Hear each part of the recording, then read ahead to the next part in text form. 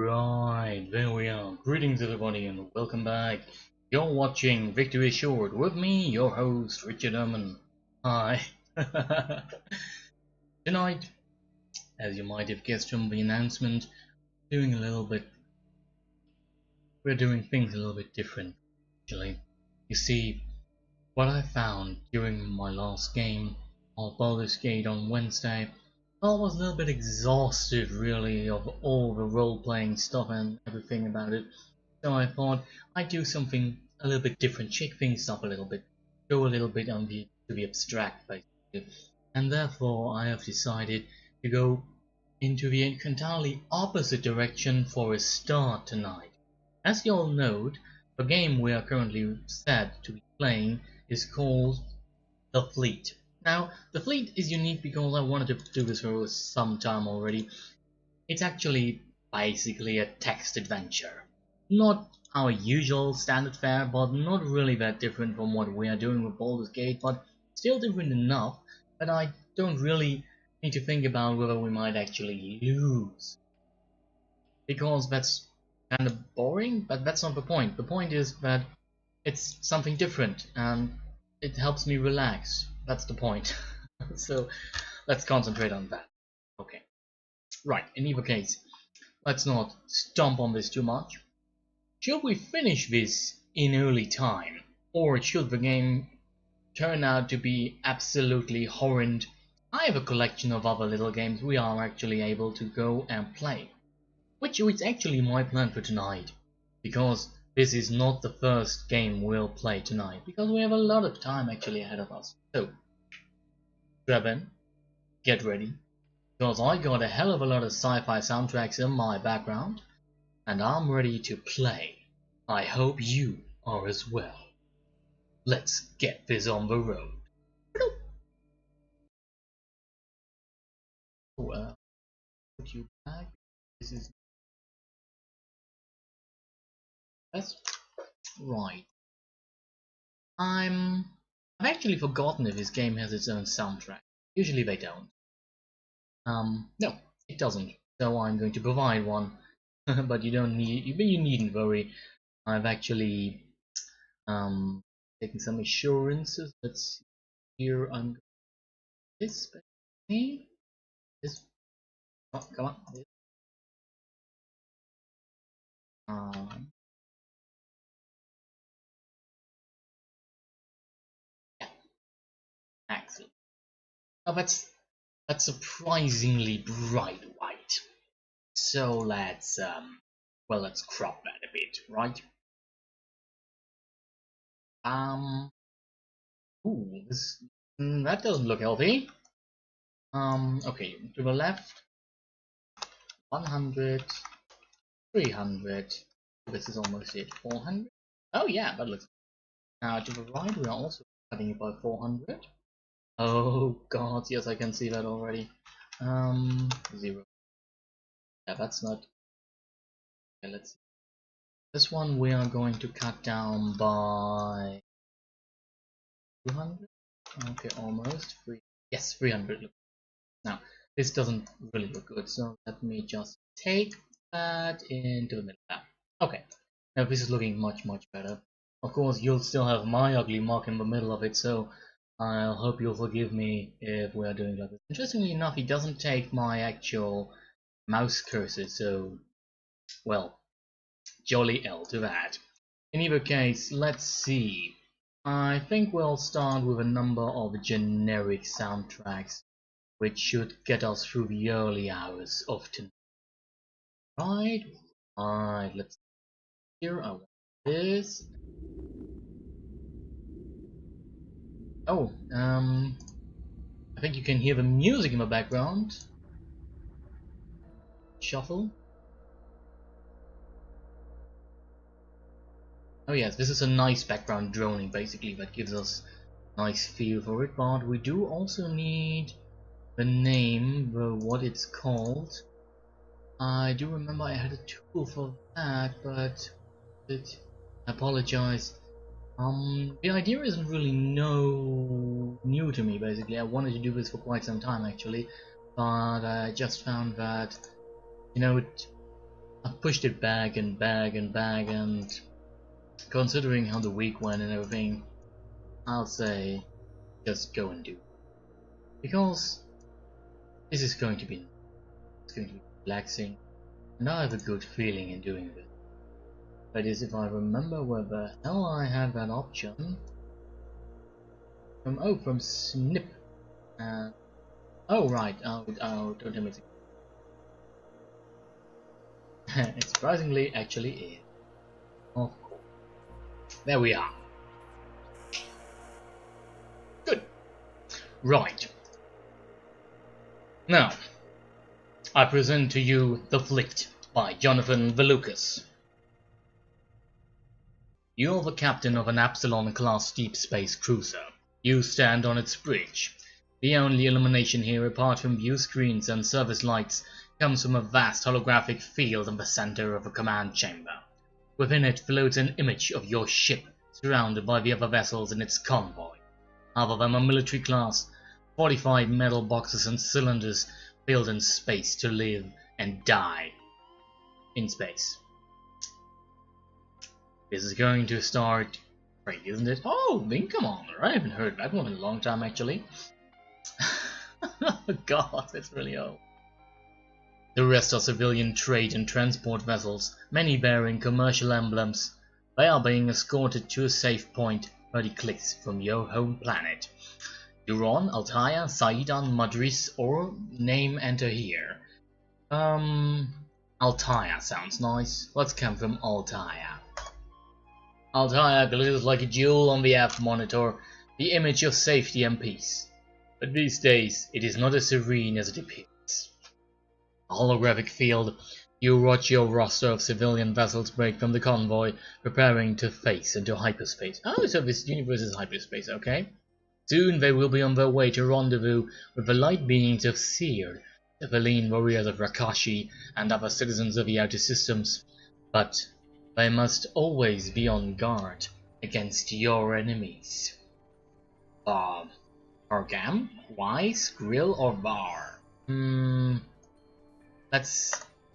My enemies are known as the... Good name for an enemy race, Borg, Species 8472. That was actually wrong, I think. 8421? Who cares? My enemies are known as the Shadows. Yes, the Shadows, a civilization feared for its cruelty and insatiable greed.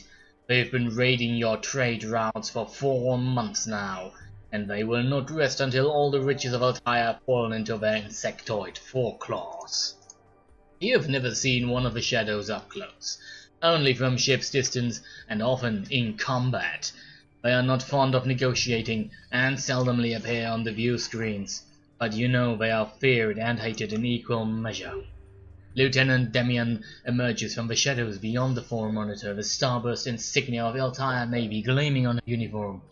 The dark eyes survey the commercial ships as they prepare to face. 30 escort runs this week alone. It's time to fight back against these bugs. Our fleet should be making a direct attack on the Shadows' homeworld. Many of your military comrades feel the same way as she does. As for your opinion, it is well known to your crew, and even to the civilians you oversee, that what? Time to bring battle, trade is essential, you feel there's much to work to do to time warfare question. You feel trade is essential to the health of your planet, and your efforts to protect these civilians are an honorable contribution to the fight. But shouldn't it be is? Ah well. In either case, trade's important. Trade's really important. You remind the Lieutenant that trade is the life's blood of your planet. While there may be little glamour in the protection of the people, there is much honor. As you speak these words, she remains focused on the vessels in the monitor in silent defiance. You know she will hold stubbornly to her opinion, much the way you hold to yours. But perhaps this is why you respect her so much. At any rate, there may be nothing left to argue. The High Council of Altair has revived talk of forging an alliance with the outer systems to combat the Shadows' menace, and most civilians seem to be in favor of the idea. Personally, you feel that you'd need to see such a group like the Intergalactic Alliance in action before you made any decisions for or against it. Make. Made would mean we have already made one and anyway. Indeed, it's only sensible to remain neutral on the matter as untested as intergalactic accord. You know that some civilizations of the outer systems truly yearn for peace, while others merely sow chaos. Only time will tell if these vastly different worlds can come together and work towards common goals. Unfortunately, after 4 months of shadow attacks, your comrades in the military do not share your even-handed point of view. In fact, none of them knows how you feel the way you do. None of them know you feel the way you do. Not even your lieutenant. Okay. Communications appear announces an incoming transmission. Admiral Kala, leader of the planetary defense fleet, appears on the main telescreen. So apparently these are the 80s kind of sci-fi, because we have telescreens. I wonder, do they bulb out, you know, like my old screens, or are they more modern flat?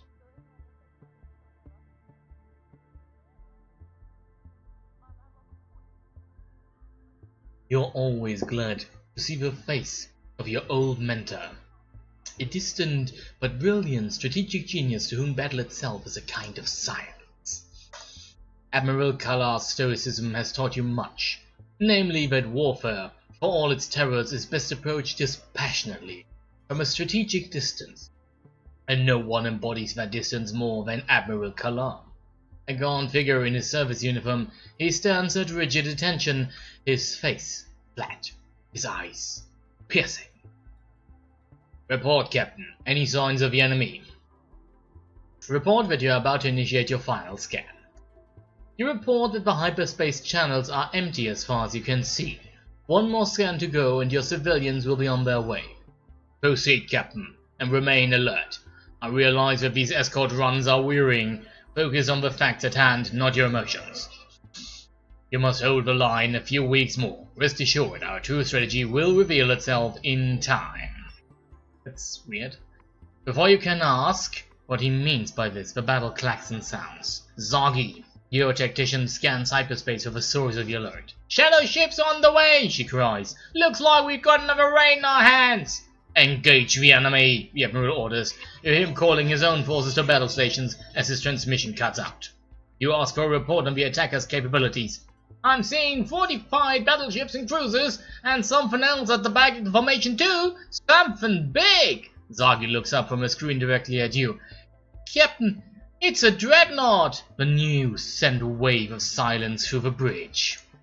Seconds later, you can see it in the holographic field emerging from hyperspace.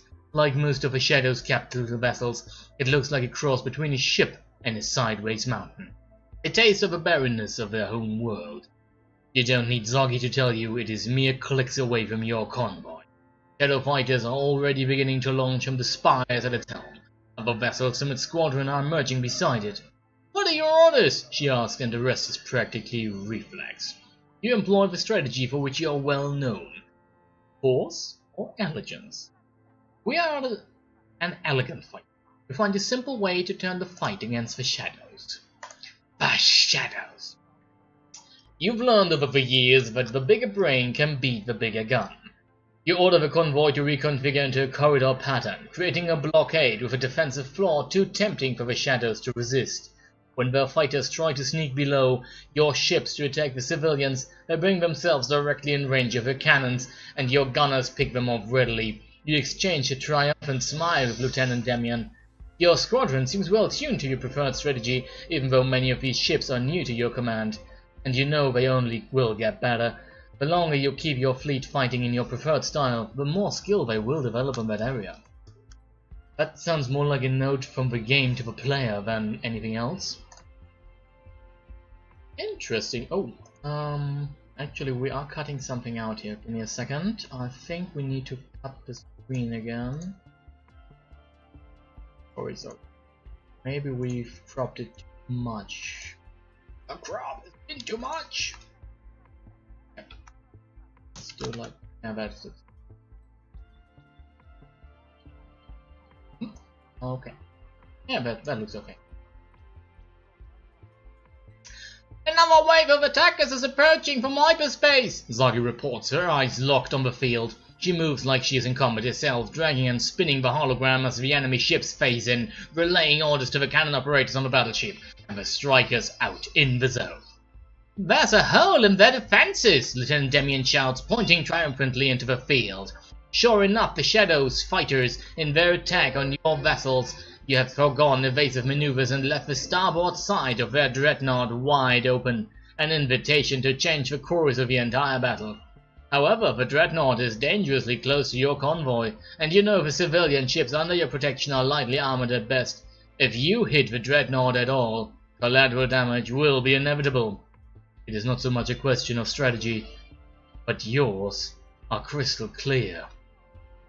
We cannot take the opportunity to destroy it. I would like to, but if we do, then more lives will be lost than ever be saved from this. Ignore the opportunity. You know that your mission is to protect the civilians, and you will not risk their lives for victory.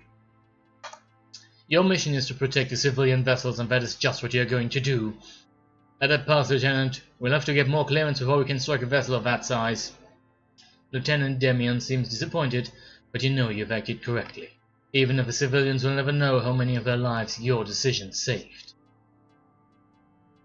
Captain, I'm seeing another wave of ships phasing in from hyperspace, from multiple points around Altair, but these ones aren't military grade. Zagi rotates the holographic field and closes in on the unknown craft as they emerge into the quadrant. They are tiny, each just a few hundred cubic meters. Along the hulls are glowing rows of exposed energy cells. The new ships aren't in our database, Captain. My guess is they're refueling stations of some sort. Energy readings are off the charts. Refueling stations capable of phasing out of hyperspace on their own? Lieutenant Demian asks, the alarm coming through in her voice. When Zagi widens the viewing area, your blood runs cold. The unknown vessels have settled into a pattern just shy of Altair's outer layer. Their glow with blue cells, and devastating energy blast breaks through the thermosphere with a flash like lightning.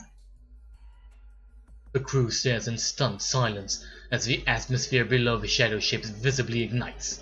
Although the glow does not spread far, you know that this attack has meant the devastation of whole cities. Admiral Kalas's defense fleet begins destroying the new weapons before they can fire again, but more shadows are phasing into the battle zone every second. The Admiral's fleet is wide open to attack as they attempt to eliminate the threat. You put out the call to your fleet. What actually? To do what? You use your combined forces to help the Admiral defeat the Shadow's warships. You link communications with the other military vessels and do your best to turn the tide against the Shadows, but more and more ships are phasing into the quadrant every minute. Admiral Kalar appears on the main view screen wearing a grave expression, a red alert screaming overhead. Our enemy planned this day well, Captain. These new weapons have forced us to abandon our defensive formation. We have no hope of holding off the Shadows now. Not with so few ships. The Admiral taps a series of numbers into the overhead console. These are the drive coordinates for the remaining ships in our fleet. I will stay behind with one of our squadrons to distract the Shadows. But you must take the other ships in the quadrant to a safe waypoint. Do it now! We will tell the Admiral that you will follow our orders. It is you who will give the orders from now on. You are hereby promoted to Fleet Captain, the Admiral declares. Now link with as many other active vessels as you can and face into hyperspace. But be sure to bring the merchant ship Draco with you. It is essential to our strategy. He looks up at you, and for the first time in your history you catch a glimpse of quiet sadness in his eyes. It might be that you do not feel ready to take the step, Captain. But you do not have to feel ready. Such thoughts are incidental. Remember that, and good luck. The transmission cuts off.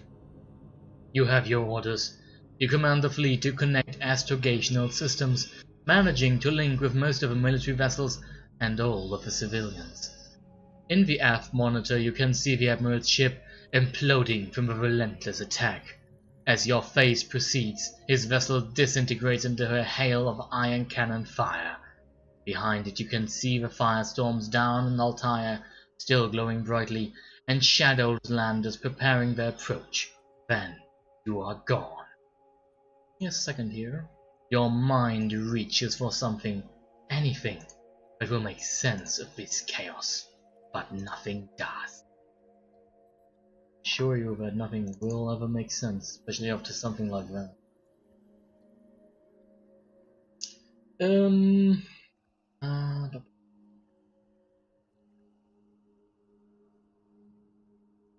I have a feeling. I do realize it's a little bit late now. I think. Oh, sorry. Here.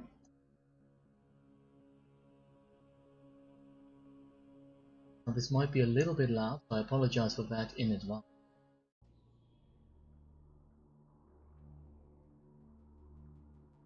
Should be. Your mind reaches for something, anything that will make sense of this chaos. The Admiral will be avenged, yes, but the Shadows will pay for what they have done to your planet. This is your mission now.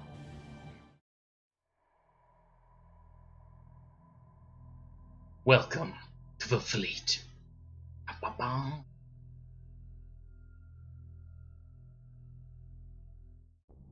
Your fleet regroups in a fallow quadrant of the Macaris system. It should afford a few hours safety. The communication room reports over bridge speakers. We're receiving a transmission from a merchant ship Draco. But, Captain, they are transmitting on the frequency reserved for the High Council. He exchanged a bewildered look with Lieutenant Demian and opened a communications channel for trade ship.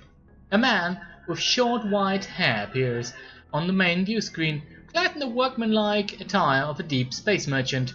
You recognize them, although the last time you saw this man he was in ceremonial garb.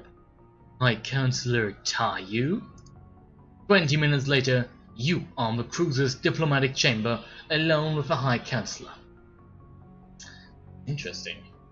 My ship is a trawler, he explains. Half of its crew are genuine merchants. The rest are members of my retinue in disguise.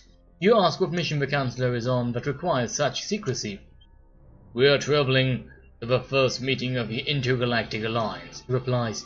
You are taken aback and the Counselor notices your surprise. Yes, Captain. The Alliance is a reality. When the Shadows began their attack, 3 of our sister systems, Rakashi, Calpurnia, and Zir, began working with us to make it so. And now that process must quicken. Every hour the Shadows keep hold of our planet will be disastrous for our people. Indeed, for the universe. Counselor Taiyu looks at you meaningfully. You sense that he wants... Oh, I think this might be... You sense that he wants to know where you stand on the matter of the Alliance. In reality, you are quite neutral on the matter, but what do you tell him? Admit to your essential neutrality on the matter. There is no use in concealing your true feelings in a time of such hardship and difficulty. You tell the Counselor in no uncertain terms that you remain unconvinced. He seems nonplussed by your tepid response. We cannot afford to be neutral on a matter of such importance, he says, his tone pleading. Admiral Kalar knew that. When the Shadows attacks began, the Admiral was the first to understand that we would need outside help. Indeed, it was the Admiral who arranged this mission to the Alliance for me. Now, it is our only hope. And thus, this is the strategy to which the Admiral referred.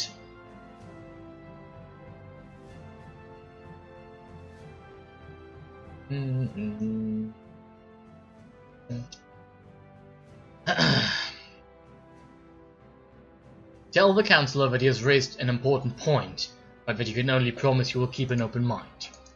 Taiyu nods. As I have said, I understand your position, Captain.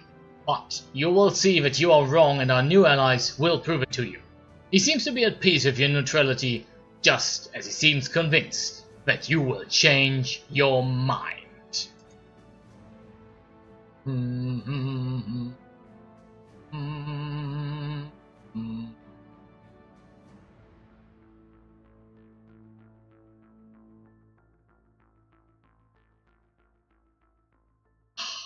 Great music.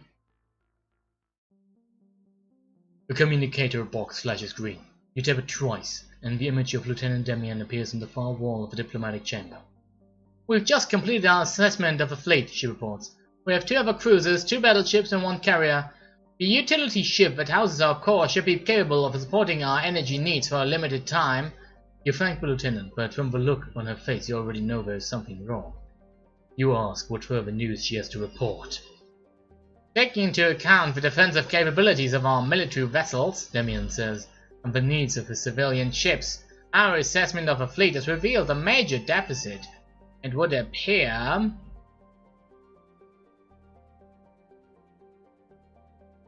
that the remaining warships have very little cannon coverage." You nod. You will just have to use the cannons you've got carefully, avoiding the situations that require optimum coverage. Lieutenant Demian nods too, but she remains silent. The familiar look remains. "I'm afraid there's more to tell, Captain. It also appears that we have a serious shortage of fighter vessels." Sigh. Something else to keep in mind. If you don't have fighter coverage to execute a maneuver, you won't even attempt it. "It's not impossible if we remain careful," she offers. Verily, you ask if there is anything else he should know. Here the lieutenant's face relaxes somewhat, approaching something like a smile. "Yes, there is also some good news. Our assessment has revealed an advantage. It seems that our fleet has extra resource mining vessels." This will help you renew some of the resources that are depleted during travel and combat. "I will upload the assessment of the ship's computer for your perusal. Here it is on screen." Interesting. It is hardly an ideal situation. If you lose any more of your pilots or gunners in battle, your defensive capabilities would shrink further still, but it will have to do. You thank Lieutenant Demian and the screen shuts off. Okay, this is horribly low. Interestingly enough, of course, our economic side looks okay, at least. "Now I must go to the summit on Calpurnia," Councillor Tayu explains. He produces a translucent data card. "This contains the coordinates for the quadrant where your fleet can meet with the Alliance."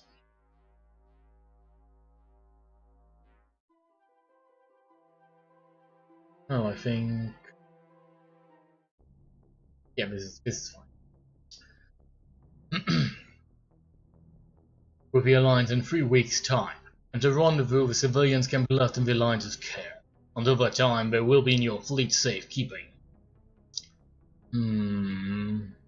Ask whether the civilians would not be better off traveling apart from the military. You ask whether it would make more sense for the civilians to travel separately from your squadron. Surely they will become targets if they remain in your care. Councillor Tayu seems a little confused by your point. "And how would the civilians be safe if they were undefended?" he asks, and then allows the subject to pass.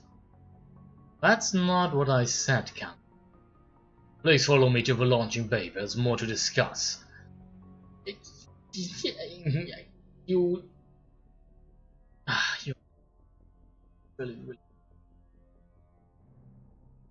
really.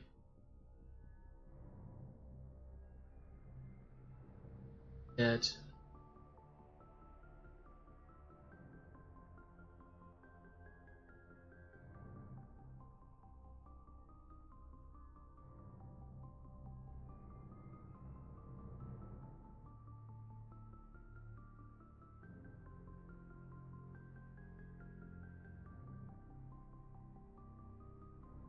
Okay, give me a second. Yeah, I'm thinking to replay.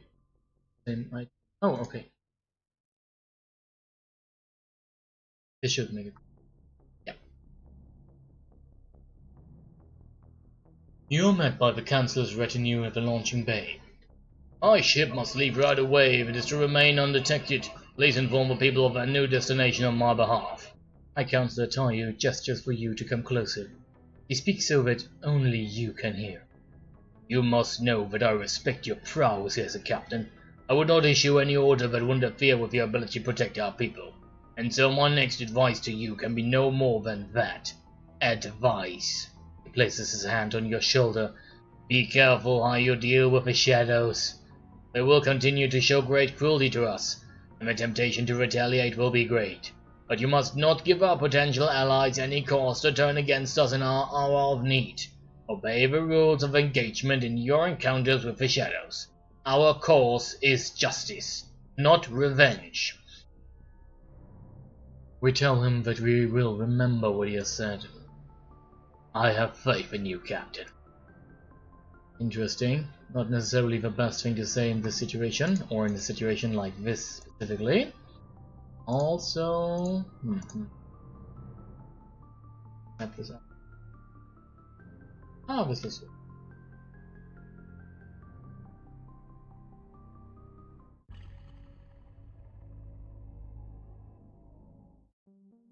Minutes later, you watch the Council's transport vessels wing out of sight in the bridge's holographic field. You deliver the data card directly to Officer Kelmer, your astrogator, reaching into the nest of telescreens that surrounds him. What is this, Captain? He asks, eyes glazed from their vigilant focus on the navigational dashboard. You tell him that they are the coordinates of your new destination, where you must arrive in no more than 3 weeks. He's about to ask more, but the proximity claxons have begun to sound. The 4 monitor shows Shadow's capital ships phasing into the edge of the quadrants. In the holographic field, squadrons of fighters emerge from them and begin to close in on your fleet. They have found you. Battle stations, everyone! Engineering reports that it will be 10 more minutes at least before we can link the fleet and enter the phase, Kelmer warns. You have no choice. You must fight. Your pilots load into their striker ships, your gunners climb to the cannon base. Against a force of this size, it will require the combined efforts of your full arsenal. You order your cannons. We have rather bad fighter coverage and cannon coverage, but our cannon skill is good. To crossfire en masse ahead of the fleet, making it unsafe for the enemy fighters to approach. With the cannons employed, you next order your striker fighters too.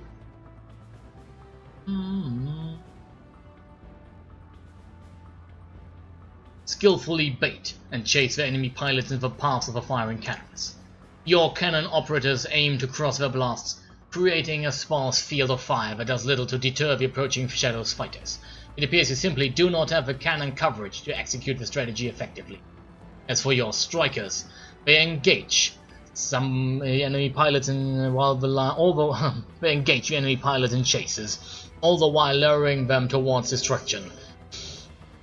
Your pilots are able to execute the strategy, though some of the Shadows are able to see through the ruse. Even taken together, these strategies are not enough to hold the Shadows off. Your losses are considerable. Officer Kelmer hails you. Captain, engineering has just informed me that the core is fully charged. The Shadows fighter appears on every monitor now. They are surrounding your fleets, moving in for the kill. Every face on the bridge is grave.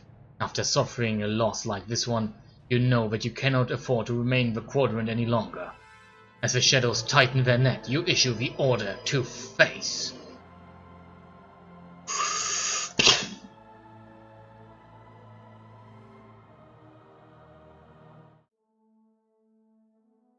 No.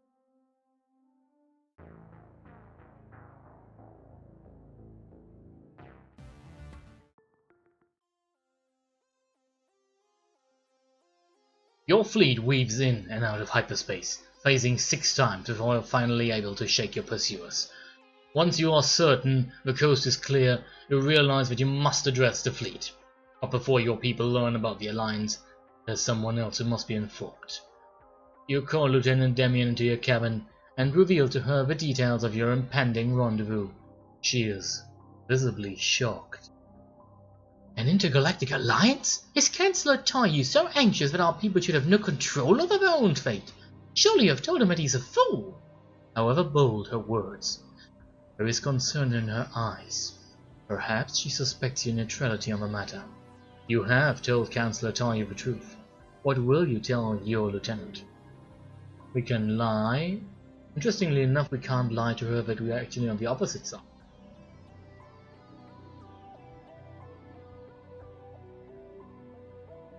Now I will lie to her. I will pretend that I am on her side. You tell the lieutenant that you share her views. Though you admit you have told Councillor Taiyu that you are neutral on the matter, your stalwart comrade does not question your strategy. She agrees to convince her own military comrades to keep a low profile about their true feelings in order to keep the Councilor's suspicion low. You tell yourself you should feel proud that she supports you so unquestioningly, but you can't help but feel ashamed. Out of your curiosity, what is your main reason for lying to her? After the failure of our recent battle, my command is already in jeopardy. I need the military on my side. But you know that words alone will not be enough to win them back. Minutes later you are on the bridge, having ordered communications to link you to the entire fleet at once. Right. You tell your people about Councillor Tayu's plans for the future. And the truth about who waits for you at your intended destination. You do your best to present the information dispassionately, as though you are delivering a military briefing. Even so, you can feel the crooks going still around you on the bridge. Thankfully, you can rely on Lieutenant Demian. Tell them that you are really on their side, which should help keep this matter from reaching a boiling point for now. In a few days, the journey brings your fleet through the Antares cluster, comprised of quadrants rich in asteroids and drifting planetary matter. It does feel a little bit inconsistent in method, like it jumps heavily. There is no guarantee that you will have another opportunity like this again to replenish your energy. You face and watch as dozens of mining vessels depart from the fleet. It is 10 hours before the harvest is complete. Energy reserves are looking good, the co-operator informs you over your cabin telescreen. Matter of fact, they're close to what they were when we made our first base from Altair. See for yourself. Actually, we've gone from 85% to 77%, so I don't actually call that close to what they were. It may be too early to consider, but... Oh no, this is her, isn't it? No. Maybe too early to consider, but it's worth thinking about limiting our energy usage, the operator suggests. You're no stranger to the procedure yourself. Air quality, personal energy allotment, even food synthesis. During your long voyages in the military, you have often endured strict limits on these aspects of spacefaring life to conserve resources.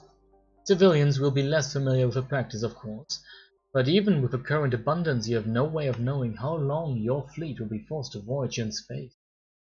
So, I suppose best case scenario, we actually do tell them, try to keep this up for as long as you can. Slightly limit energy. You hope the people will understand that you are doing this for their own good.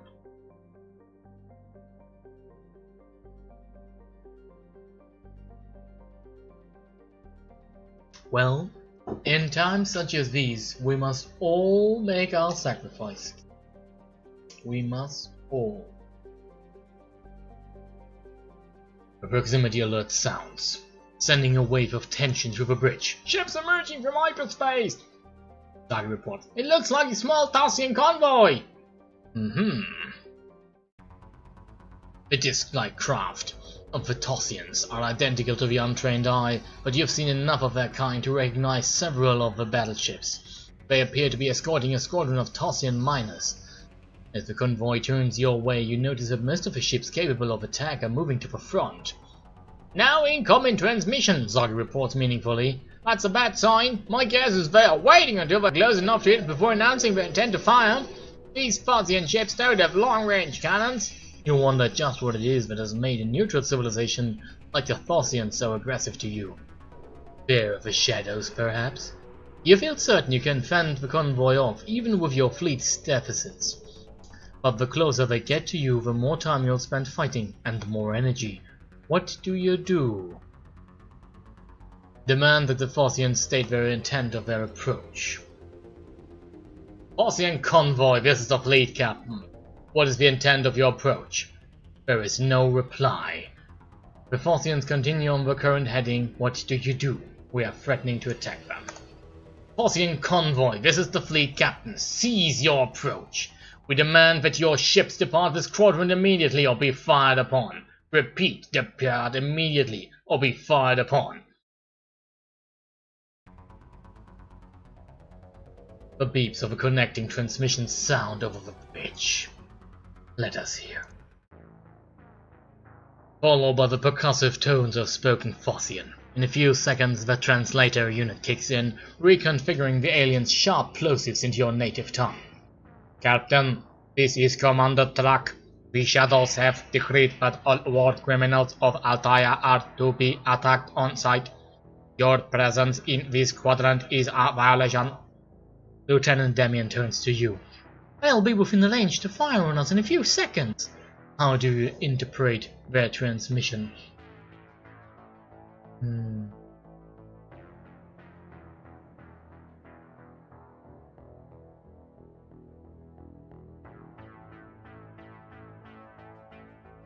The Fossian commander is trying to tell you that their convoy has no choice but to attack your fleet. Appeal to their reason.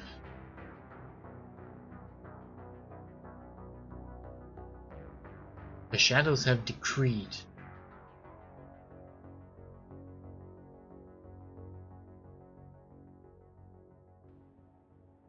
Fossian commander is trying to tell you that their convoy has no choice but to attack your fleet. Appeal. No.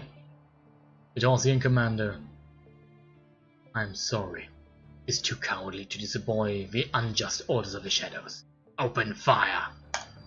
Oh, weapons! You issue the order to attack the Fossians. Thankfully, what follows can hardly be called a battle. The battleships are no match for your attack, and by the time they are close enough to use their cannons, your damage to their ships has made them think twice.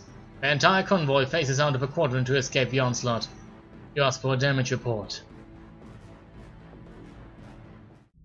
Barely any damage at all. Saga reports. As for the energy losses, they are minimal. You nod. It's good news, but you know the longer you stay in this quadrant, the more likely you will be to meet more hostiles. You give the order to fix.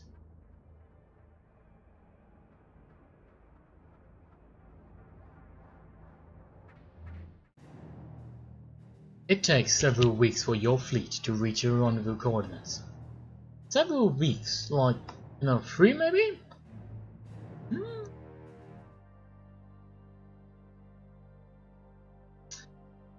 Your ships emerge from hyperspace at the edge of an iridescent red nebula. Clearly, Chancellor Taiyu has opted for seclusion. Checking the monitors, you see the vessels of the Alliance convoy.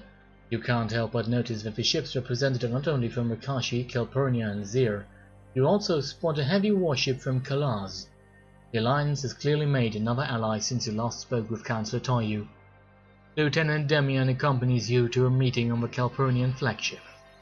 In keeping with traditions of Calpurnian culture, the ship's interior looks more like an ancient hall. Chancellor Taiyu stands before a tapestry, waiting for you. Lieutenant Demian, he says, please proceed to the main chamber. The captain and I must speak privately before concerning with the Alliance.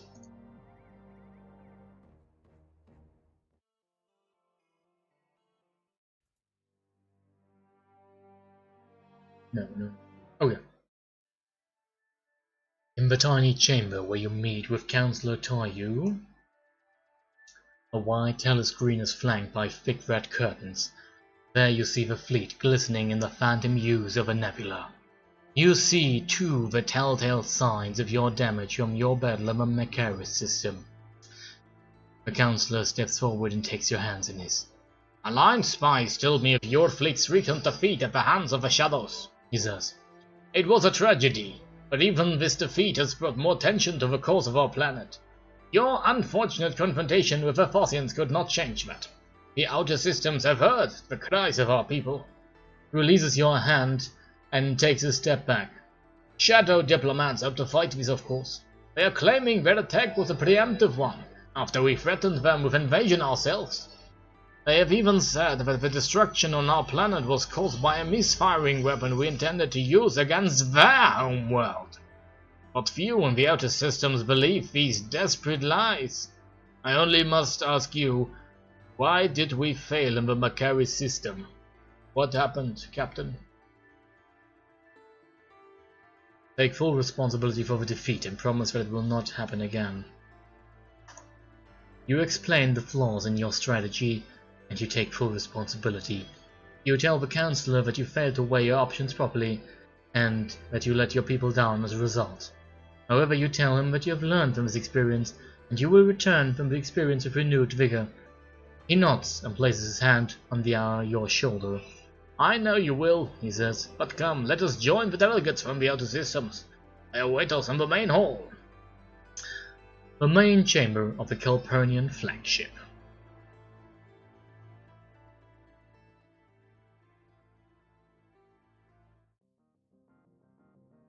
No.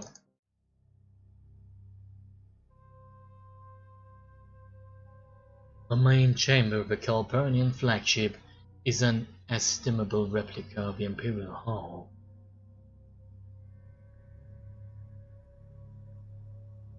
Complete with veined columns, polished tritium statues, and microlume candelabras. You decide that some of the structures must be holographic, but you find it impossible to tell the reality from the illusion. Hovering above the longest table, where the delegates await you, is the shining three-dimensional image of Altaia, rotating in midair. The image is repeated on flags that you see hanging from the rafters. You suddenly understand that the Alliance has chosen this as their symbol. As you approach the table, you can see that a seat has been left available for you on one side. On the opposite side, among the delegates, you see Councillor Taiyu, watching you eagerly. Further down sits Lieutenant Demian, awaiting your next move. One of the Calpurnian chamberlains provides you with a translation earpiece. The familiar clicking fills your ear as the device works to translate the muttering around you in the language of your home planet. The Calpurnian ambassador stands to address you. She wears the traditional attire of Calpurnian royalty, and her face bears decorative tattoos to identify her rank. Captain, she says, before we begin our meeting, I wish to formally recognize your bravery as a warrior. May the blessings of victory be yours. I am Ambassador Bashina. On behalf of the Alliance and the Calpurnian people, I welcome you to this table. She executes a bow in the Calpurnian manner, placing both her hands on the surface of the table and lowering her forehead until it rests between them. You sense this is a sign of great respect. When she completes the gesture, she does not take her seat. Clearly a response is expected. Interesting. Do we take the outside perspective or the inside perspective?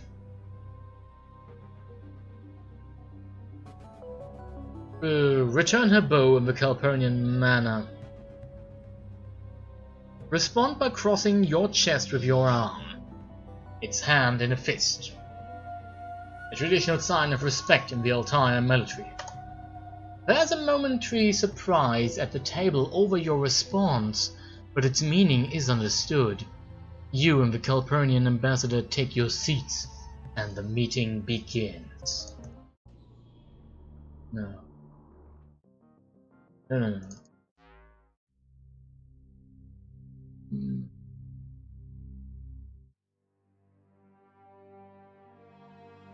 Ambassador Bashina explains that she believes the brutal occupation of Altaia was only the first step of an intergalactic conquest.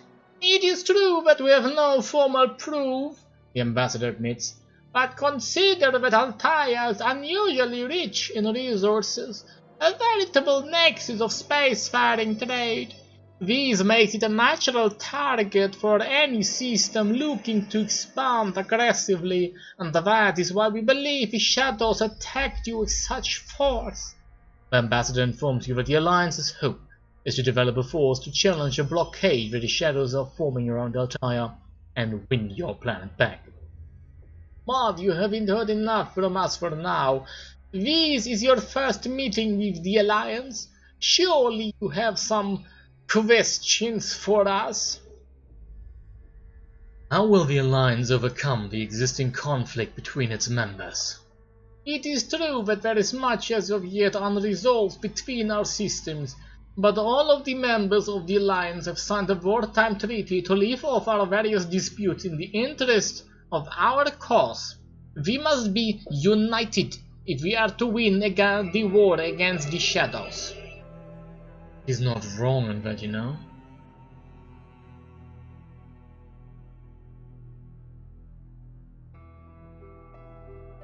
Ask how successful their efforts to unite have been thus far. There have been no outright conflicts. We have experienced setbacks, however. For instance, there are strategic jump points in the Drishan expanse that have been under dispute between my system and the Seer for generations now. Even now, neither system has permitted the other to access the quadrant that they occupy within the expanse, even for purposes of munitions transport. But I am confident we will overcome these difficulties. On behalf of Altair, ask that the Alliance members look past the differences to unite behind your cause. You make an urgent plea to clear the consciences of all Alliance members. You ask them to remember the suffering that your people are enduring in the shadows. You say that you hope they will allow each other to move freely through any occupied territories, showing that the universe will not allow itself to be divided. We have heard these words spoken many times, the ambassador says, but they mean a great deal more coming from you. Thank you for your candor, Captain. It is my hope that we will all learn a lesson from it. Yeah, I bet. Now, have you any further questions? Which system leads the Alliance? It was decided that Calpurnia would lead the cause, she explains. We have pledged the most military power for this purpose and will remain the organizing system. Interesting. I will drop the subject for now. You nod non-committally. The ambassador senses that the subject is passed. Any further questions? What are the Alliance's plans for resources of Altair? Several delegates shift uncomfortably. Presumably they think you have implied a connection between their support for your people and an interest in maintaining control of Altair's resources. It is true that our cause will have great need of resources once we have helped you reclaim Altair, the ambassador concedes. But it is our intent to resume trade at that time, not merely commandeer your wealth. We are not thieves, Captain.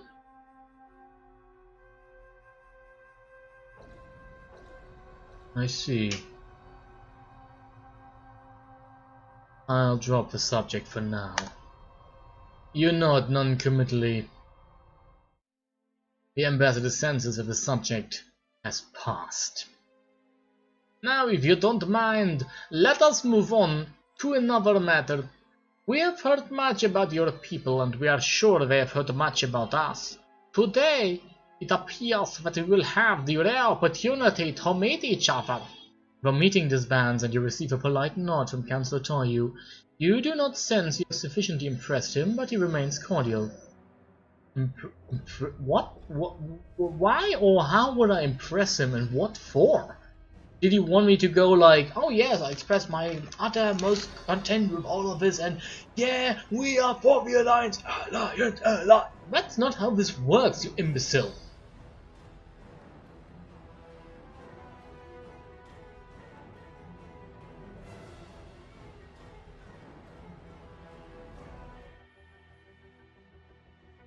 At the chamber door you pass Lieutenant Demian.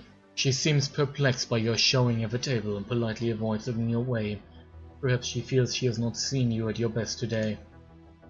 Really, we've lost more strike and cannon coverage, we've lost military support, we've lost half of our energy reserves almost, we've lost some skill, we've been more elegant, we've been a little bit deceptive, and we are still a neutralist. I hate it. Sometimes this can be so absurd.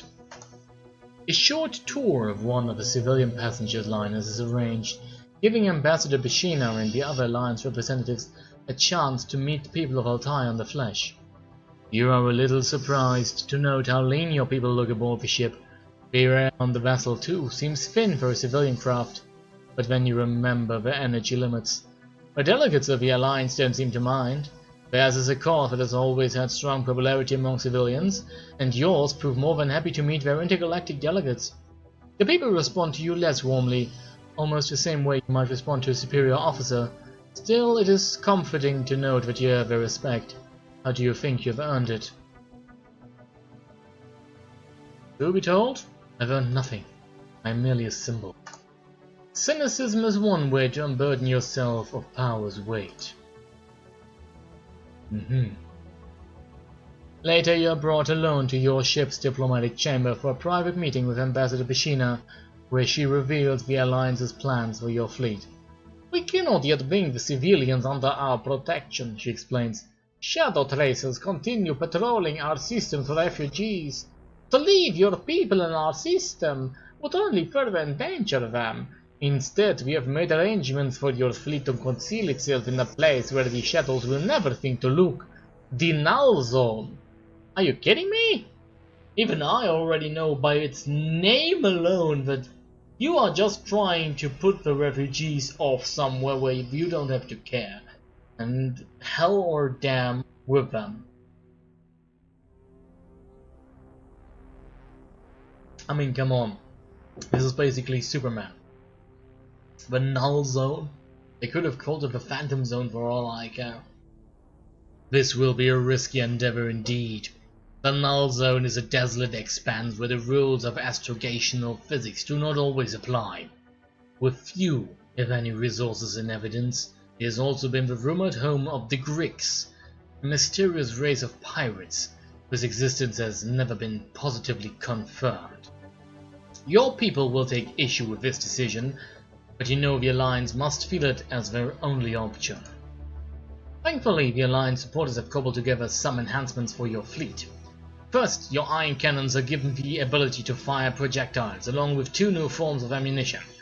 Gravity mines, which exert a powerful attractive force on any vessels around them, and scrambler torpedoes, which emit a powerful EMP blast that can disrupt electronic systems. Your strikers are given blast mines, which can be jettisoned at targets or planted on them, and 2 beam emitters, which can be used to pull objects through space. Finally, the Alliance forces have their utility craft install additional cannons on your capital ships. Your cannon coverage increases. Once this process is complete, Ambassador Bashina sends you a farewell transmission from her ship. You receive it on the bridge. Captain, our prayers are for strength with your people. This road will be difficult for us all, but with no doubt we will meet again. We'll see. Many standard days later, your fleet arrives in the Null Zone. Oh, Dune! Interesting. But unfitting.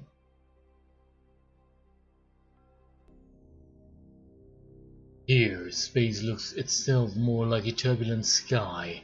Stars are invisible, washed out by electric grey clouds.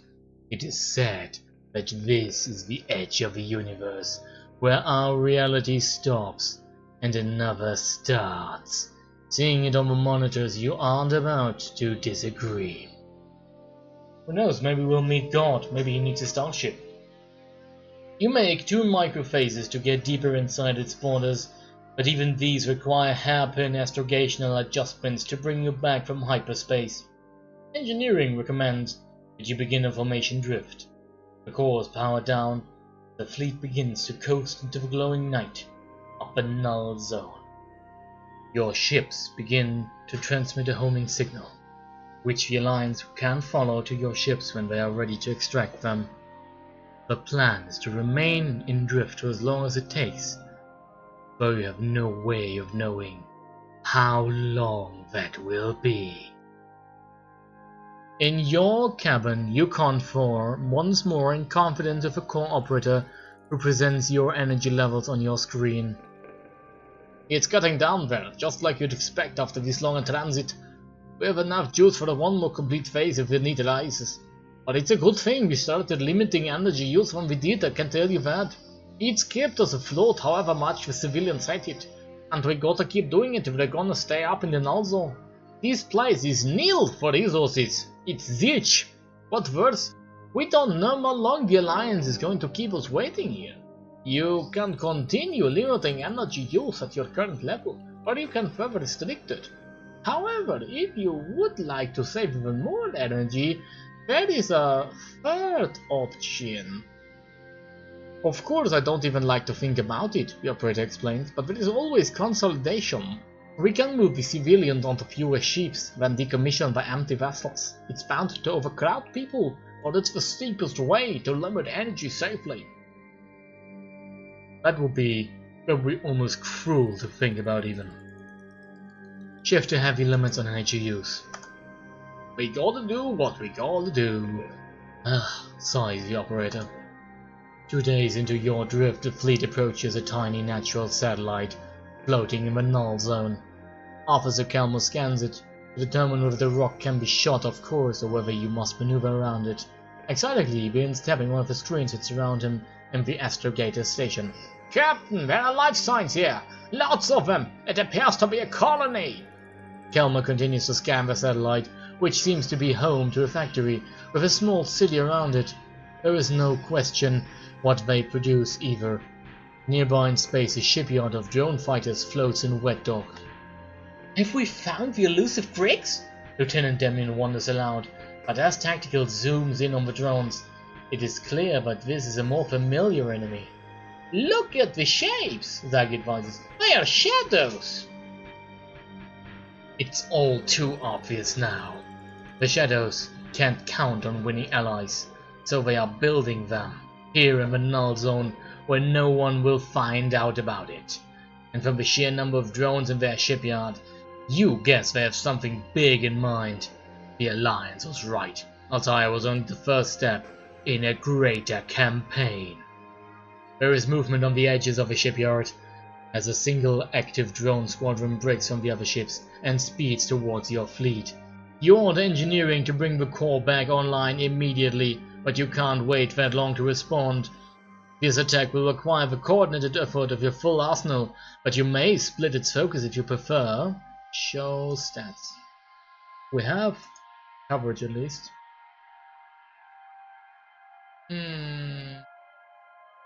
We will defend.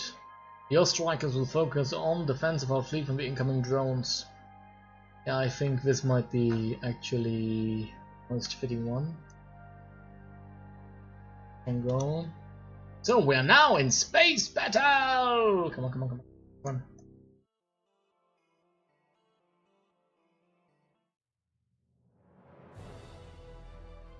Focus on the defense of our fleets from the incoming drones! Your cannons will focus on the destruction of supporting our strikers in defense of their fleet. What strategy will your strikers employ in the defense of their fleet?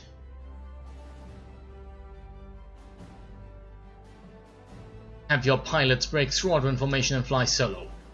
Are pilots good for that?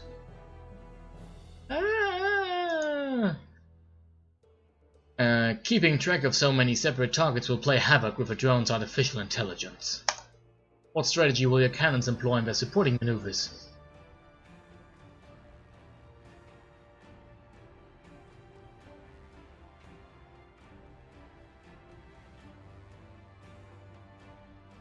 Fire all cannons on full blast! Have your cannons volley hundreds of gravity mines directly into the path of the approaching drones to make maneuvering impossible. That would actually hurt our own pilots, so that sounds stupid. Target blast at the tiny energy cells on the drones' bellies to overload their cores and obliterate whole formations. Your strikers break off on their own to befuddle their AI. Unfortunately, you would need many more fighters to effectively confound them. As for your cannons, their defense is at least partially successful. They fire precise blasts, as the power cells on the drone bellies are managed to hit several of them, causing destructive overloads that transform the vessels into enormous blast mines. The unlucky drones beside them in formation don't stand a chance. Despite the combined forces of your arsenal, your fleet takes damage from the attack, but you are still able to turn the tide against the shadows. You order the fleet to phase into hyperspace one last time. The shadow drones do not look capable of solo phasing and should be unable to follow you. With luck, your fleet will be safe. Further in, you know that you will not have the energy to phase together again.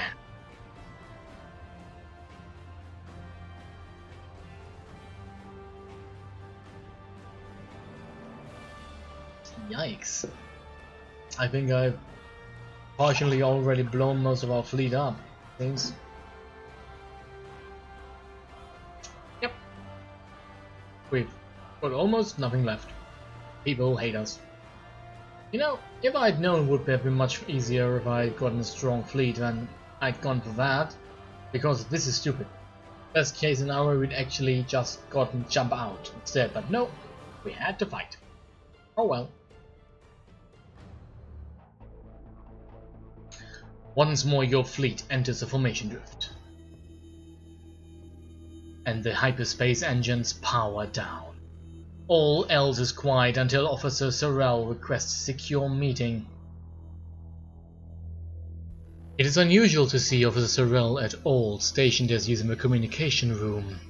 When you arrive in the diplomatic chamber, you can see that the man is unnerved, sitting rigidly in his chair. He waits until the doors are sealed to begin speaking. Sir, it is my duty to report some alarming chatter overheard on the civilian channels. At first it was just common citizens frightened out in the Grix, but there is other talk too, about taking the fleet out of the null zone by force. You ask if the problematic chatter can be traced to any specific ships. Officer Sorrel nods deliberately. The most dangerous talk is coming from the corporate class ships. So what with private security forces? If you ask me, they see an opportunity here.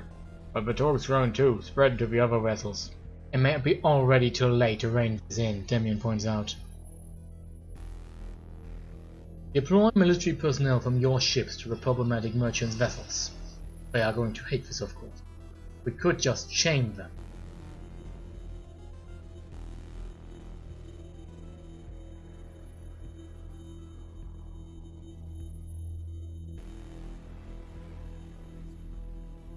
Alright, let's see. Address the issue in a transmission to the civilians.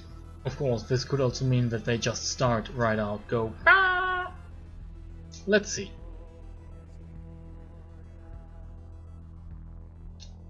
Can't save. Alright, I can change the background. Ooh, sweet! Merciful crap! That's nice! Not really black, but still looking much better than before. And the other menu option was make the text bigger. Oh, cool. Didn't know that was actually possible. But does make it, I suppose, kind of better. At least if you're watching it.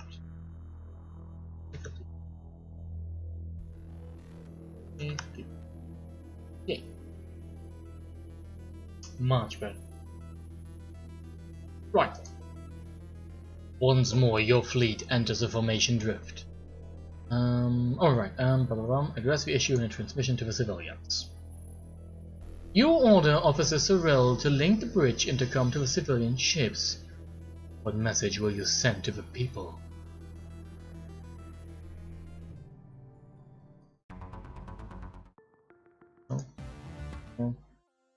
What might be...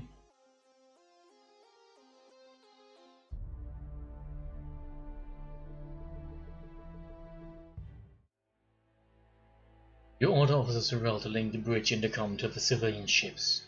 What message will you send to? Issue a clear challenge to those who would dare sow dissent. As you address the faceless masses of Altair, you have no immediate way of knowing how your words will be received. That said, it is clear that your military comrades on the bridge appreciate the direct approach you've taken. But a few days later, Sorrel reports to you privately that the chatter over civilian channels has merely switched encrypted lines, where it is growing at an alarming rate. If anything, it appears that your rabble-rousing speech has only made the situation worse. Once again, you order engineering to update you in your cabin on the state of your reserves. They are by no means high. Consolidation is the only way that we can really limit our energy use any further now. Short of charging up the stasis units, the operator notes. You can't tell if he's serious about the stasis units. Granted.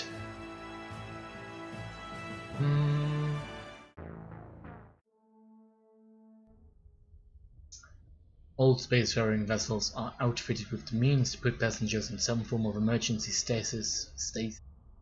But only long-term science missions have a truly safe version of the technology. You tell yourself that it will never come to this. And focus on the choice at hand. Continue heavy limits on energy use. By your order. Finally acknowledges and breaks the link. During the third week of your drift, the proximity alert sounds. Detecting multiple incoming vessels, Zeri reports. Wasn't it Zagi? About the size of large transport ships with inordinately high life signs. The ships appear in the holographic field. They are rich and green with stripes of white along their bellies. You momentarily mistake the openings in their sides for docking bays until you notice the teeth. Well, attaching to smaller ships, piercing the hulls. We've got the approach of a breach on passenger transport 12, and now on merchant ship 15. Captain, something's coming out of these organisms to the breaches. The ships are being boarded. You can't spare the power for a coordinated attack, and your low energy supplies weakened your defenses. You employ only cannons. How will you employ your cannons? Are these truly Oh, crikey.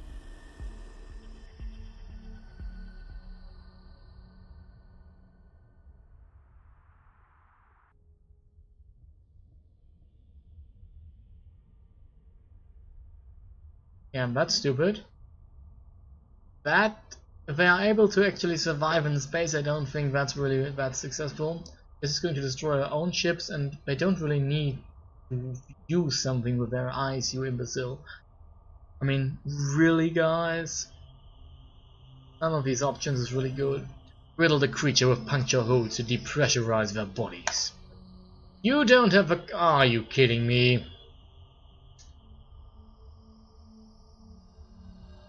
You don't have the coverage to cause the damage you are hoping to inflict, perhaps due to your dwindling energy supply. The creatures remain attached to your vessels for quite a long time before moving. Later on the bridge is monitored. You review security footage from a freighter that was attacked by one of the alien juggernauts. After the hull is breached, an arriving crowd of featureless humanoids emerges into the entire ship's corridors from inside the monster. They shamble through the unfortunate vessel, carrying their victims back into the darkness. These are the Grix. Not pirates at all, but symbionts residing within the living ships, collecting food for their hosts. When you can bear to watch no more, you order the playback stopped. You cannot help but wonder how many more of your people endured this fate today, how your failed defenses will affect the growing civilian unrest. I can tell you how. 2 days later, the alert sounds on the bridge. Zagi reports. We've got corporate vessels launching personal transport straight for our capital ships. We give the orders that the landing bays be closed, but Zagi can't follow through. They've hacked the docking codes, Captain. You watch the tiny transport vessels in the holographic field if they make their own way through the fleet. Their ships have no outboard weapons, Lieutenant Demian notes. They're depending on us not to open fire, but this is treason, plain and simple.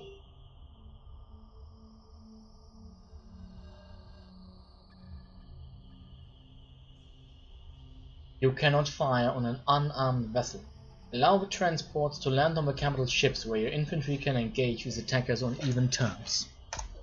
If the civilian forces arrive in the landing base, it becomes clear that your security teams are outnumbered. You are brought to a merchant ship owned by Kylos Corporation and held prisoner in a private brig. See? From the growing brightness of the lights in your cell and the increase in air quality, you can tell that the civilians are loosening the energy restrictions.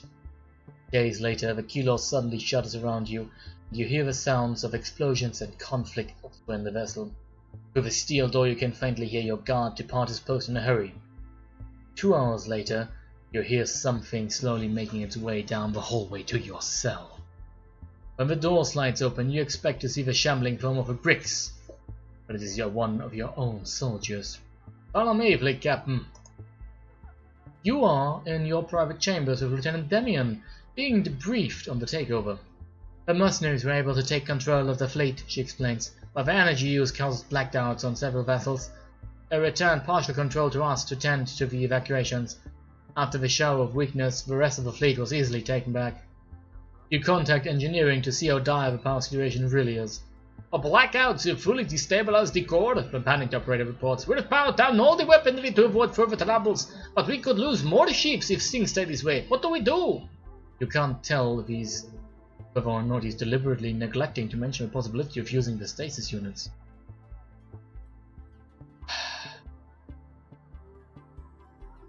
Commence consolidation. It takes more than 2 standard days to complete the consolidation process, emptying the chosen ships of personnel and civilians, harvesting their remaining resources and decommissioning the craft. On the aft monitor you watch the abandoned vessels as they drift idly into the null zone, then you wait, hoping that it has made the difference. Thankfully, the system seems to have stabilized. You've avoided the inevitable for now. Days later, a squadron of ships approaches from the mists of a null zone. Your weakened instruments cannot register details at first, and you assume these new arrivals are more Grix. But as they grow closer, they come clear in the holographic field. Rakashi battlecruisers, Zerg lightships, the Alliance has come. It appears that you are free of a null zone, but you will never forget what has happened here, and neither will your people.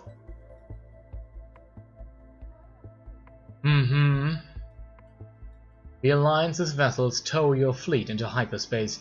Together you embark on the week-long journey to Calpurnia, but only when you see the shimmering blue-grey orb of your host planet do you truly accept that you've been saved.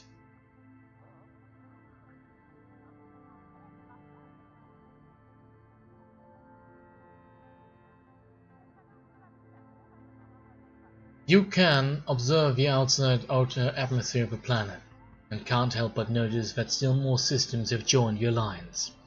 You can see the evidence in the strange ships in orbit around Calpurnia. You only hope that there will be enough of them to drive the shadows from Altaia. As for your civilian vessels, they can be left safely in Calpurnian space.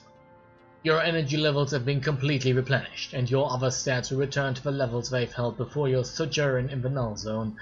What's more, now that the civilians are no longer your responsibility, you can focus on your battle strategy.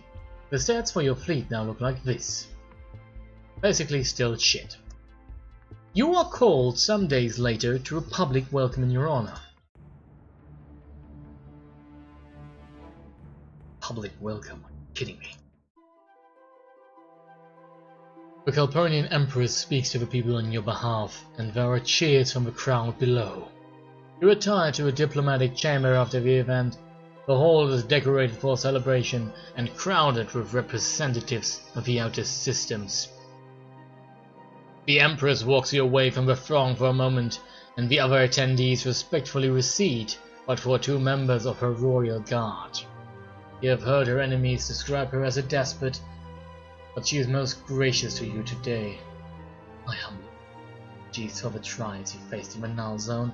Had we known what awaited you there, leaders would have found a way to protect your fleet, and yet there is still reason to celebrate. Your recent victory against the Shadows showed great ingenuity.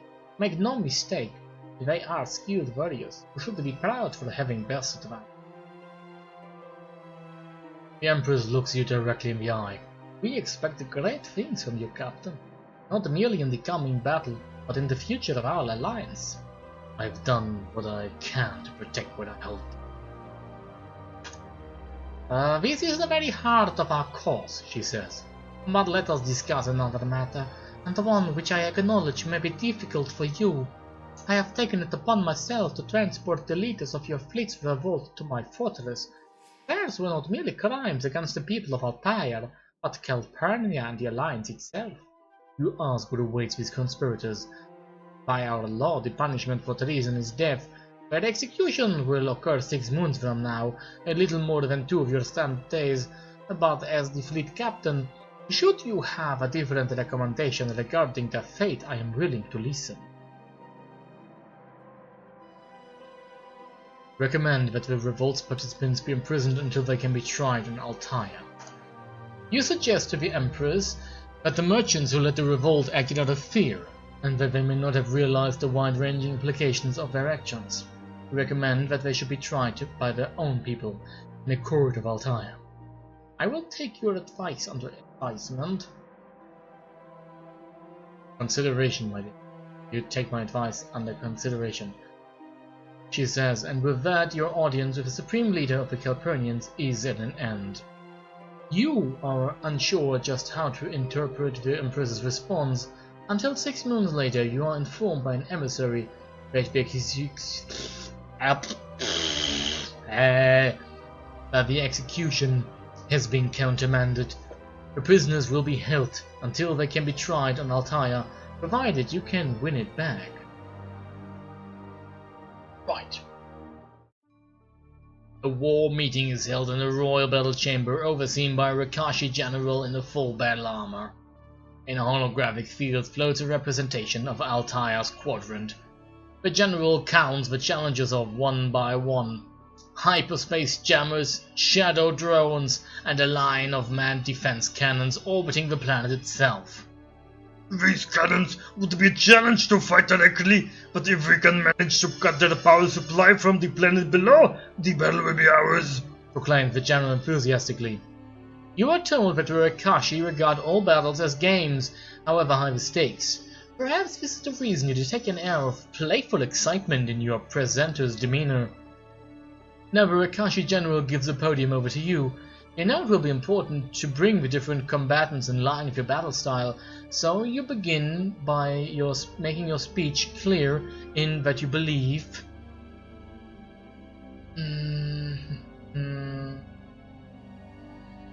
Victory is achieved best by using the enemy's energy against itself. That sounds good if it actually can be achieved, which can be more difficult than one would ever believe. Finding the right approach to a scenario, we explain, is about taking advantage of the enemy's own aggression. Through careful observation, you can even trick them to destroying themselves. Though many listeners in the room may be surprised by your words, you can feel that your message is sinking in. As another illustration of your beliefs regarding combat, you reference the well-known proverb of hell? The Illyrian planet killer, employed only once. The clever shepherd king of Deltrees that frightened away an army. The walled city of Drelk, whose Tsar chose to wait 7 days for responding to a siege. The ruthless pilot of Tavis. The walled city of Drelk, whose Tsar chose to wait 7 standard days before responding to a siege by an army of grafters. The grafters fell into descent and literally disassembled each other. By the time the Tsar answered their challenge, none of his enemies remained whole. The timeless tale drives your point home in a way that you know your listeners will remember. One of the Rakashi lieutenants, who seems fascinated by your approach to the military sciences, asks if you have any closing advice for Alliance squadrons.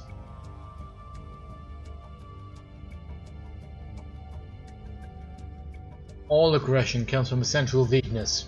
You must find that weakness in your enemy and use it to your advantage. This last point hits home, and as you leave the podium you can hear the leader of the outer systems muttering excitedly. Each expresses their enthusiasm in the manner traditional to their systems. The Rakashi clang their armor, the Zero let their tendril-like fingers glow through their skin suits, and the Calpurnians cheer. You know for sure that you have help build morale and encourage group cohesion among the combatants. Interesting.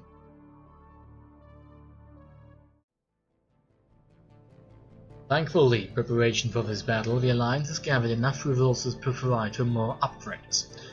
First, your cannons are given 2 new kinds of weapon: force mines and decoy torpedoes. Force mines act like gravity mines, only they repel ships rather than attract them. Decoy torpedoes can be piloted once they are fired, and a skillful gunner can make them appear just like strikers to the Shadow's drone tactical sensors. Finally, the Alliance forces... They do what exactly? We have basically no fighters in our fleet, but we do need better gunners. We can either get additional ones or additional, offer and plans for additional gunner skills. You are sure this will improve your chances against the Shadows. Holy shit, yeah. Soon after this summit, Lieutenant Demian asks you to meet her in one of Calpurnia's many labyrinthine gardens. It is the ideal place to have a private conversation, and you can sense from her excitement that she has something of great importance to tell you. When you are sufficiently distant from the other visitors, she turns to you. We have the opportunity to shift this battle against the Alliance. If we position ourselves so that our fleet takes control of the Shadow gunships, it will be the ideal time to turn the tables on them. Of course, their numbers are greater than ours, but we will have the element of surprise. And we also have you, Captain. Are you this stupid? You tell Lieutenant Demian that you will not betray those who would help your people. You will work with her to bring the line. No, but you will not betray those who would help your people. Why not? She asks.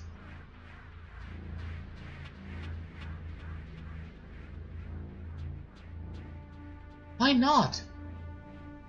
I have changed my mind. I am as wily as the wind. Reveal to the Lieutenant that despite you never having been a steadfast supporter of the Alliance, you have never been truly against them. So you lied to me to earn my confidence, she says. Know then that you have lost it for good. As she storms out of the garden, you advise her not to proceed with her plan. You assure Lieutenant Demian that her plan will fail. Of course you are right, she says over your shoulder, but she does not look back. You report Lieutenant Demian to the Alliance? Yes. That very day you approach Ambassador Bashina in the Third Auxiliary Palace to tell her what Lieutenant Demian has revealed to you. She does not seem surprised at what you are telling her. I must discuss these with my associates. Expect a messenger at your chamber tomorrow morning. The next day, a member of the Royal Guard arrives at your door and escorts you to an automated trolley. He is the only passenger beside yourself. The vehicle courses through the streets of Calpurnia and disappears into a series of tunnels below the Royal Palace. You soon find yourself in a subterranean hall. You are not alone here. Among the attendees you can see Councillor Tayu, Ambassador Bashina, and other representatives from the Alliance systems. Furthermore, you also see a Calpurnian Inquisitor, his bare head tattooed in the manner of a telepath.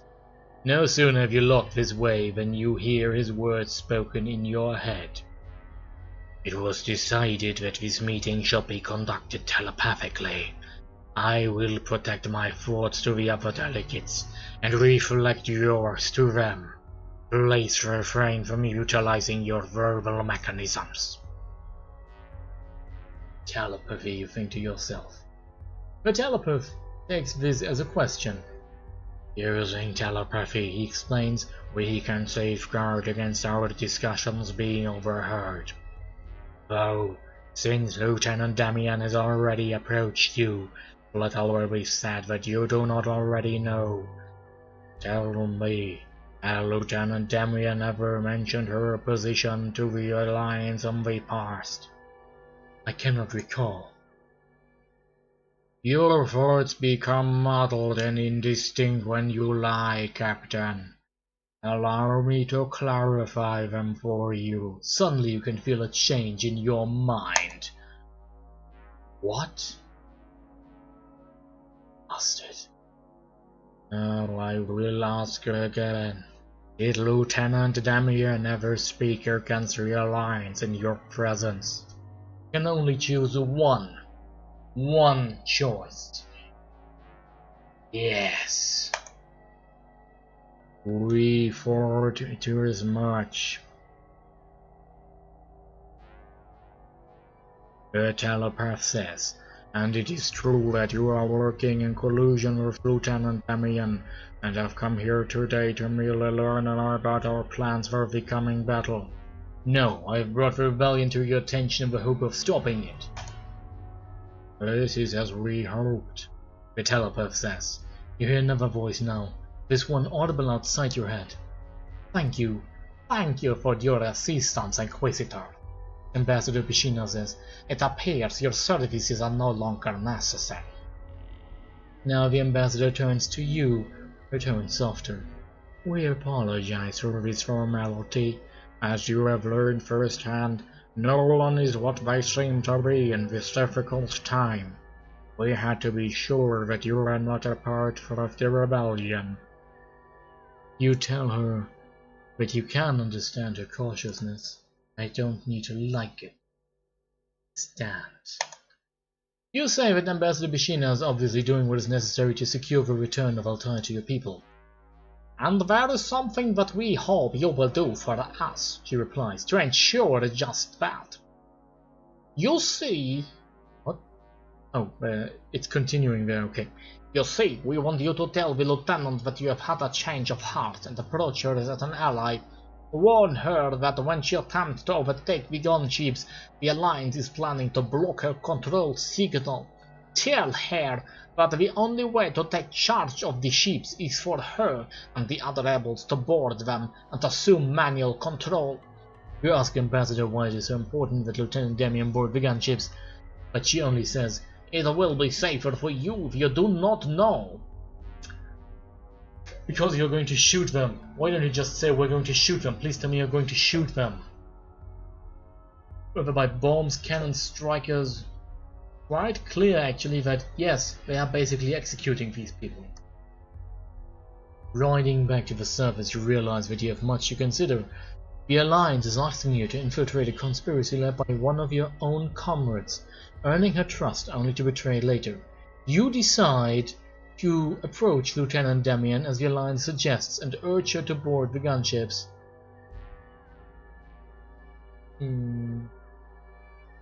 Interesting.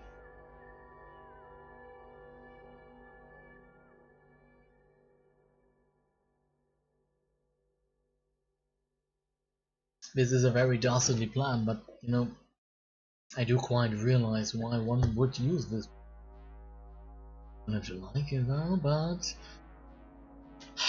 she doesn't trust us anyway. I don't think we can actually earn her graces unless we do everything against type from now on. Which most likely isn't a battle. I mean, isn't it?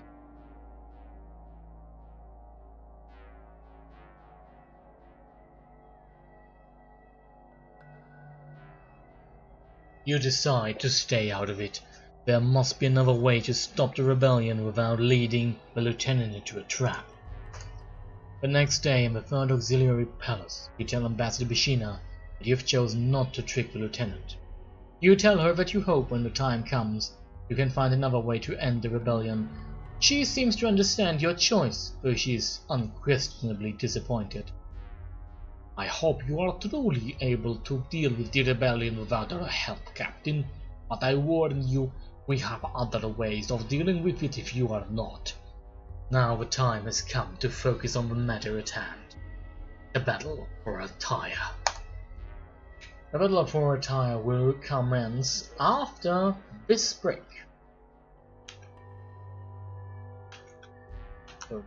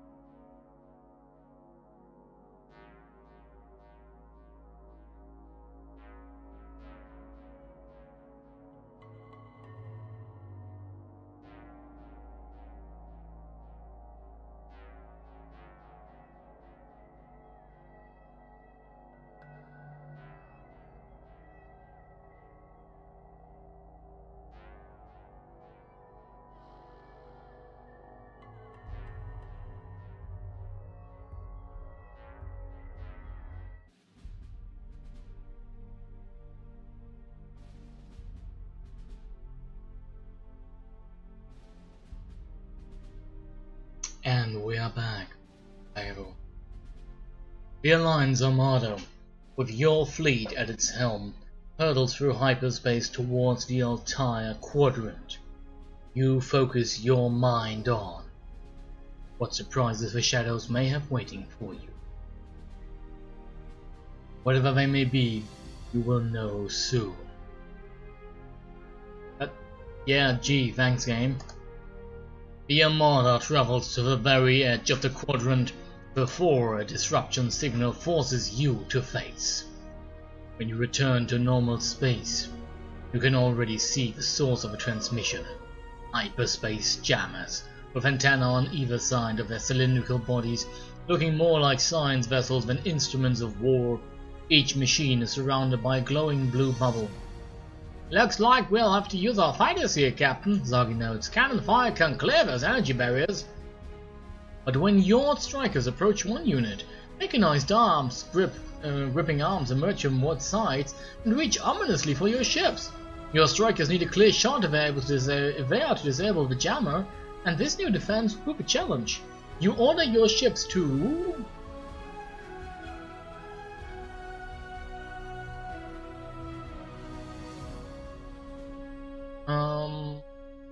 use all your serving dodge the unit's gripping arms and blast its body. Your pilots are confused by this aggressive strategy and it hurts their performance. What?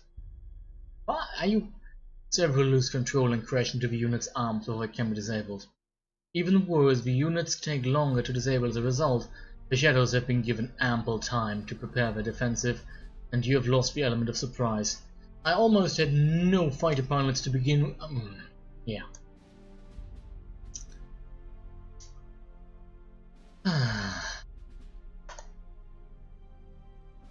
Soon, other Alliance fighters have taken out 2 more jammers, clearing the way to hyperspace and Altair. Your strikers return to the landing bay. Remember, my minus 10% striker coverage. In fact, I now have empty space in my striker coverage. Basically, in my landing base are spaces which await to be filled with strikers, which are then immediately destroyed because we don't have striker coverage. The Armada begins to phase. As the Armada arrives in hyperspace, it is met by a squadron of shadow drones that have come in pursuit. Fighting them here will be a challenge. Captain, those drones must have some kind of advanced propulsion if they can maneuver in hyperspace. The currents are normally too tricky for smaller vessels. You'll need to fight them off with cannons. You order your gunners to launch decoy units and maneuver them into the hyperspace currents, leading the drones astray. Your gunners handily lure the drone squadrons into the hyperspace currents, sending them spinning helplessly into hyperspace. As for the other Alliance squadrons, they are also besieged by drones during their journey, but they eliminate these enemies quickly and move on. The Armada emerges from hyperspace and you launch your strikers again. No strikers? Oh, cool. You are closer to Altair, but you are also within the range of the shadow gunships. They blast the Alliance squadrons from afar, splitting a Rakashi battleship in two with a single shot.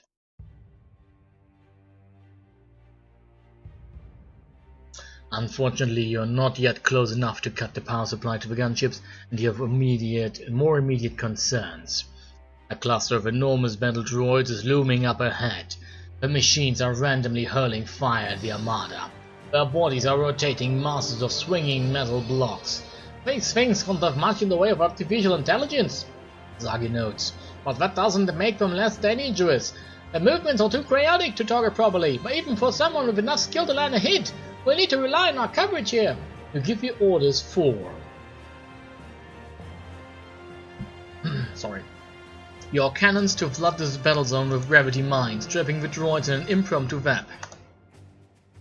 Your cannons don't have the coverage to execute this maneuver effectively. It takes an unusually long time before they're able to hold the droids still with their gravity mines and cause their systems to overload. In the meantime, your fleet sustains heavy damage. It seems the game takes every chance it gets to basically bash on me for not taking the best fleet and strikers at the start of the game. With the droids dispatched, you make your final approach towards Altair, but the gunships continue their onslaught. One shot destroys a Zerg scout ship in a single blast. A powered source on Altair is beaming energy to the gunship's little hub pod, Captain. Saki uses holographic fields to zoom in on a small spherical craft. If we can take out that hub pod, the gunships will power down immediately. We have no other way to get their energy. But it won't be that easy. A maelstrom of shielding panels is orbiting the hub port in a bafflingly intricate formation. Surmounting this obstacle is going to take all the skill you've got. Oh cool, I have now minus 25% striker coverage. You issue orders for your cannons to obliterate the shielding panels one by one. Your gunners are confused. Your gunners are confused by your aggressive. What? Your gunners are confused by your aggressive strategy, but they do their best to eliminate the shielding panels and give your fleet a clear path to the hub. Unfortunately, there's not enough time for them to give you the opening you need. The gunship delivers a shot directly to your cruiser and continues to burn a path through your fleet. The alliance surrenders on your behalf, and the shadow forces begin to close in. Your stats at the end of the battle over Altair were this. 5 years later.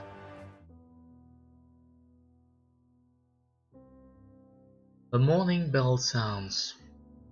You awake in your cell, where you have lived since you first came to Arrakis, the Shadow's penal planet. You stand at the edge of your steel bed and look out at the jagged cliffs on the horizon. The Shadows know that Arrakis is even more inhospitable and lifeless than their own homeworld. By giving you a view of its unrelenting nothingness, they are breaking you down a little more each day. You hear a series of unnerving clicks over the colony's sound system. You recognize your shadow name immediately. You will have 1 minute to prepare for the guards. They know you well because your numerous escape attempts.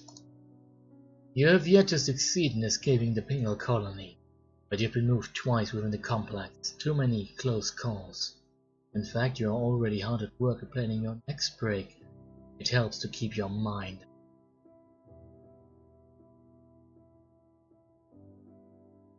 The guards arrive. After the requisite struggle, you are dragged to a featureless chamber. Shadow soldiers line the rear room. You recognize them as military because of their exoskeletons, which are pierced or modified in places to accommodate weaponry and equipment. Another of their kind, a commander you presume, waits apart from them with uncanny stillness, its legs folded under its abdomen.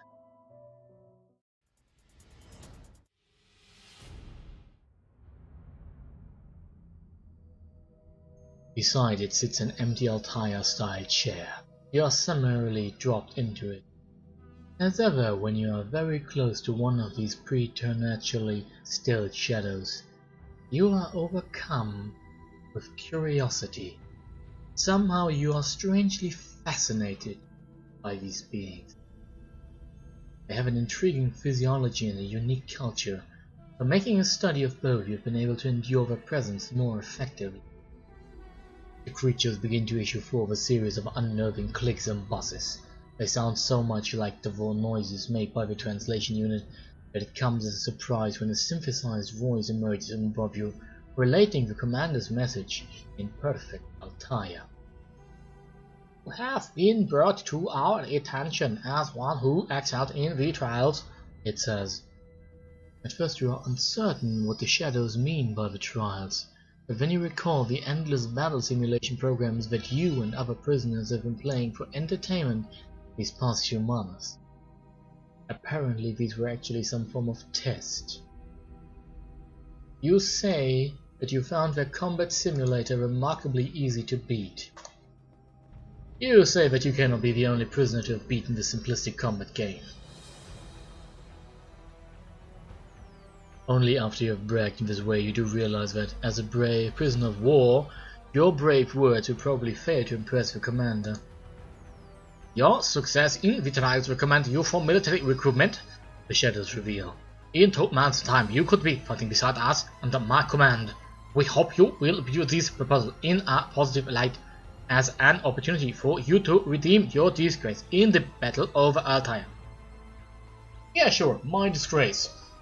I had minus 10% fighters, and I had barely half my guns available, but it was my disgrace, because they basically sent me in with something that's unable to fight. Sure. That's not how that usually is supposed to go, guys. It takes a moment for the meaning of this insolent suggestion to truly sink in. The Shadows want you to fight for them, and what's more, they think that the notion should be attractive to you precisely because they defeated you in combat. How little they know of your people and their ideals. There are so many reasons that their suggestion is absurd, it's difficult to just pick one. The Shadows would almost certainly treat you like some sort of pet. The Shadows view themselves as the chosen system destined to conquer the universe. They treat any planet that does not come under their command like a society of servants, with delusions of grandeur. But even as you sort through all the reasons to ignore the commander's suggestion, you begin to understand that there would be certain advantages to taking it. You may find an opportunity to sabotage the Shadow military during one of their operations and effect a devastating blow to their pride, or could find a way to free Altair from the Shadow occupation. There are myriad ways that you could use your access to the Shadow military to positive advantage for Altair. Perhaps the commander's right. Perhaps you could redeem yourself after all. Just as you are considering the possible advantage, the Shadow Commander speaks again. Of course, all candidates must submit to the military conditioning. You have heard of the Shadow military conditioning. Its details are mysterious, but you know that there are few minds up to the challenge of resisting it. Most candidates who agree to the conditioning come out of the program having forgotten their own names. And it is telling indeed that the Shadows who have taken so much of the universe by force would still feel the need to ask for your permission to take this step. Even they who recognize no known borders respect your soul. You wonder if you are up for the challenge. Do you run the risk of losing yourself to the Shadows for the opportunity to infiltrate their military? I am no use to Altair in prison.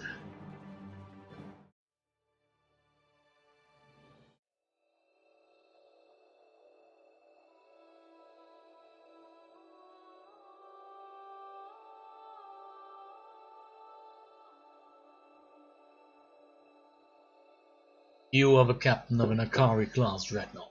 You stand on its bridge. You are surrounded by your Shadow crews who remain at battle stations.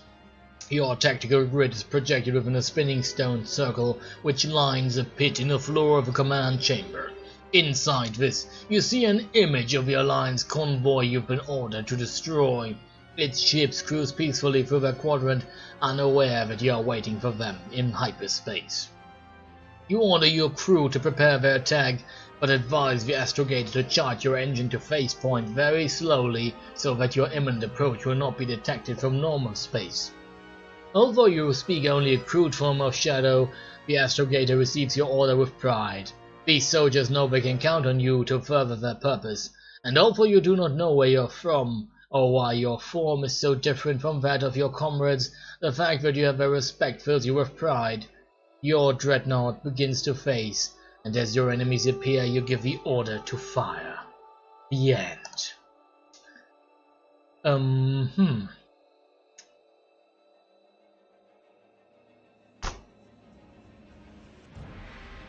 We've encountered a dead end.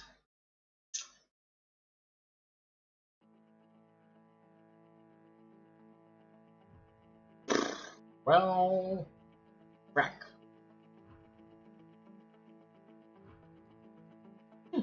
Okay, it was disappointing. I did not expect that at all. Nope. Maybe we'll play this again another time. For now, however, I'll say that's it for the fleet at least. Now, close down. Right, but this, of course, is only the beginning. What more games do we have with us after all? Well, Actually, we do have a number of games. Let me take a look.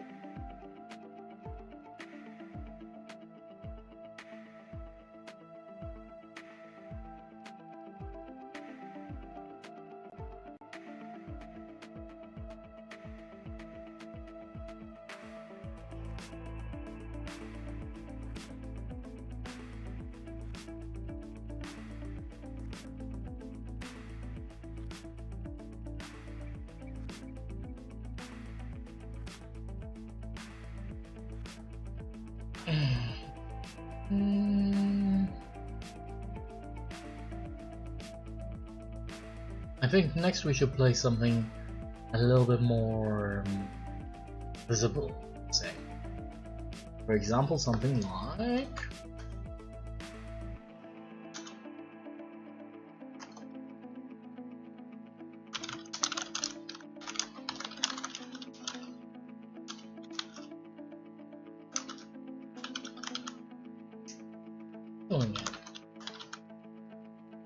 Oh yeah, I actually do have it. Interesting. We are now going to play Stranded. Now, oh, this is going to be fascinating. Hope that the first time start actually works out, because otherwise this is going to end very fast. Yep. Okay. Oh damn it!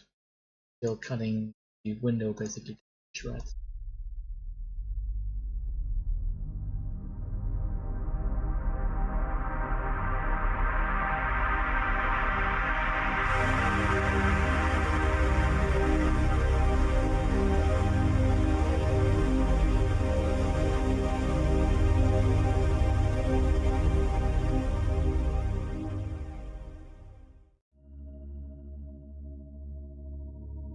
Okay.